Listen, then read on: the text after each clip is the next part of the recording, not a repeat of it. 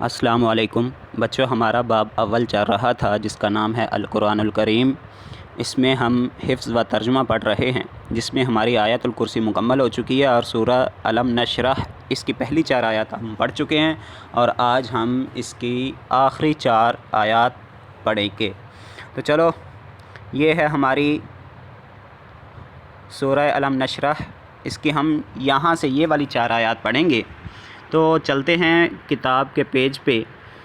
تو اعوذ باللہ من الشیطان الرجیم، بسم اللہ الرحمن الرحیم۔ آیت نمبر جو 5 ہے وہ ہے فَإِنَّ مَعَ الْعُسْرِ يُسْرًا، إِنَّ مَعَ الْعُسْرِ يُسْرًا۔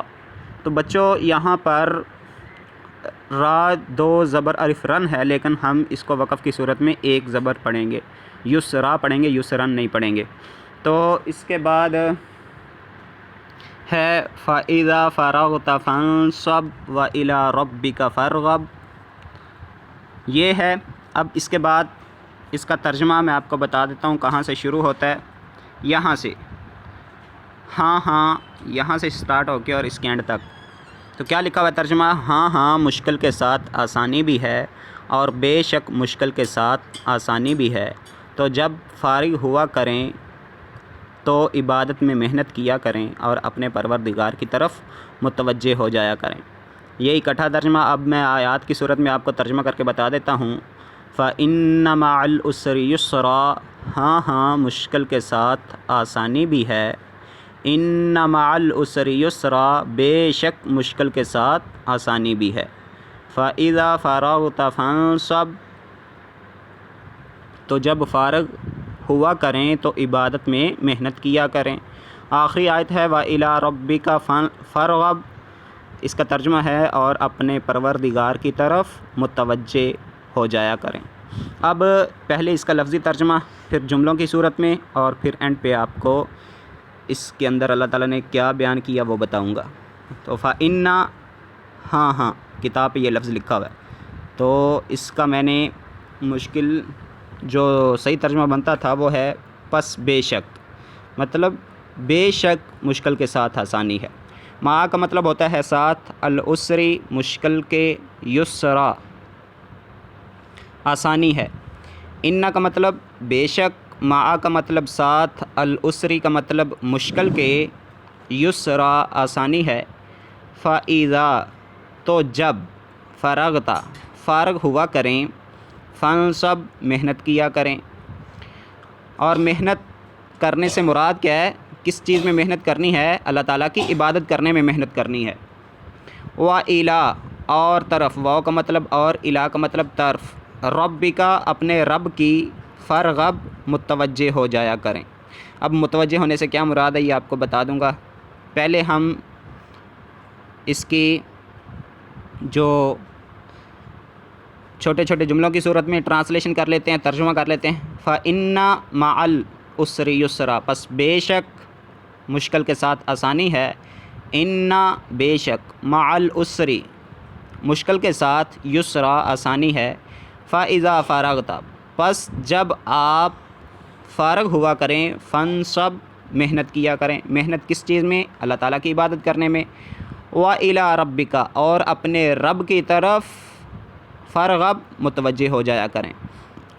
تو اب آیت نمبر جو 5 تھی اور آیت نمبر 6 تھی، فَإِنَّ مَعَ الْعُسْرِ يُسْرًا، إِنَّ مَعَ الْعُسْرِ يُسْرًا، دونوں کا ترجمہ تقریباً ایک ہی تھا۔ تو ٹاپک ان دونوں کا ایک ہے کہ مشکل کے ساتھ آسانی ہے۔ تو اس میں اللہ تعالیٰ نے نبی صلی اللہ علیہ وسلم کو اور صحابہ کرام کو خوشخبری دی ہے کہ اے میرے نبی، اے صحابہ کرام، ٹھیک ہے آپ نے اسلام قبول کرنے یا دعوت دینے کی وجہ سے آپ کو مشکلات جھیلنی پڑیں، آپ کو جانی نقصان کا سامنا بھی کرنا پڑا، اور آپ کا مالی نقصان بھی ہوا، اور آپ کے نفسوں پر بھی ظلم ڈھائے گئے، بہت ساری ظلم و زیادتیاں کی گئیں، آپ پر ظلم و جبر کے پہاڑ توڑ دیے گئے، لیکن پریشانی والی کوئی بات نہیں ہے، پریشان ہونے کی ضرورت نہیں ہے۔ کیونکہ میں تم سے وعدہ کرتا ہوں کہ مشکل کے ساتھ آسانی ہے۔ تو یہاں پر اللہ تعالیٰ نے مشکل کے بعد آسانی نہیں کہا،